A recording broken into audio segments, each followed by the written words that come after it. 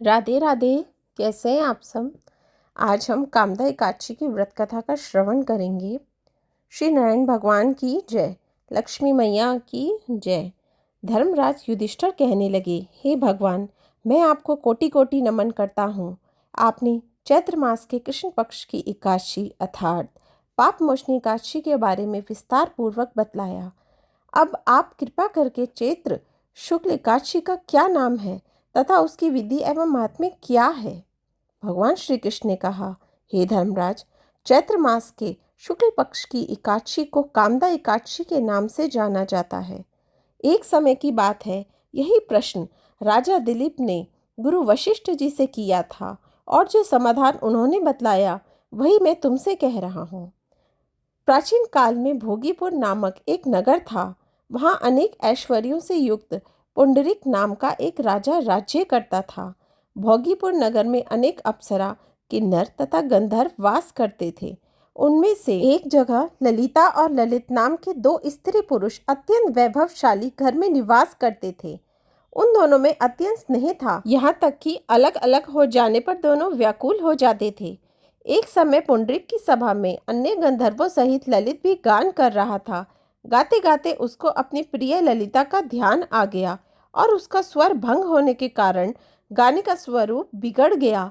ललित के मन के भाव जान के कारकोट नामक नाग ने पद भंग होने के कारण राजा से कह दिया। तब पुंडरीक ने क्रोध पूर्वक कहा कि तू मेरे सामने गाता हुआ अपनी स्त्री का स्मरण कर रहा है, अतः तू नरभक्षी दैत्य बनकर अपने कर्म का फल भोग। पुंडरीक के श्राप से ललित उसी क्षण महाकाय विशाल राक्षस हो गया। उसका मुख अत्यंत भयंकर, नेत्र सूर्य चंद्रमा की तरह प्रदीप्त तथा मुख से अग्नि निकलने लगी। उसकी नाक पर्वत की कंधरा के समान विशाल हो गई और गर्दन पर्वत के समान लगने लगी। सर के बाल पर्वतों पर खड़े वृक्षों के समान लगने लगे तथा भुजाएं अत्यंत लंबी हो गई। कुल मिलाकर उसका शरीर 8 योजन के विस्तार में हो गया। इस प्रकार राक्षस होकर वह अनेक प्रकार के दुख भोगने लगा। जब उसकी प्रियतमा ललिता को यह वृतांत मालूम हुआ तो उसे अत्यंत खेद हुआ और वह अपने पति के उद्धार का यत्न करने लगी। वह राक्षस अनेक प्रकार के घोर दुख सहता हुआ घने वनों में रहने लगा। उसकी स्त्री उसके पीछे पीछे जाती और विलाप करती रहती। एक बार ललिता अपने पति के पीछे घूमती घूमती विंध्याचल पर्वत पर पहुंच गई, जहां पर श्रृंगी ऋषि का आश्रम था। ललिता शीघ्र ही श्रृंगी ऋषि के आश्रम में गई और वहां जाकर विनती भाव से प्रार्थना करने लगी। उसे देखकर श्रृंगी ऋषि बोले, हे सुभगे, तुम कौन हो, यहाँ किस लिए आई हो। ललिता बोली, हे मुनि, मेरा नाम ललिता है। मेरे पति राजा पुंडरीक के श्राप से विशालकाय राक्षस हो गया है। इसका मुझको महान दुख है। उसके उद्धार का कोई उपाय बतलाइए। श्रृंगी ऋषि बोले, हे गंधर्व कन्या, अब चैत्र शुक्ल एकादशी आने वाली है, जिसका नाम कामदा एकादशी है। इसका व्रत करने से मनुष्य के सब कार्य सिद्ध होते हैं। यदि तू कामदा एकादशी का व्रत कर उसके पुण्य का फल अपने पति को दे तो वह शीघ्र ही राक्षस योनि से मुक्त हो जाएगा और राजा का श्राप भी अश्वमेव शांत हो जाएगा।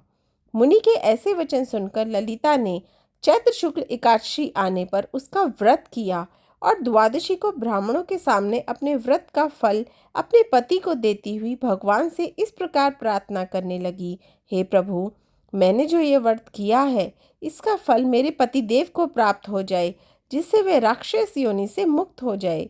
एकादशी का फल देते ही उसका पति राक्षस योनि से मुक्त होकर अपने पुराने स्वरूप को प्राप्त हुआ।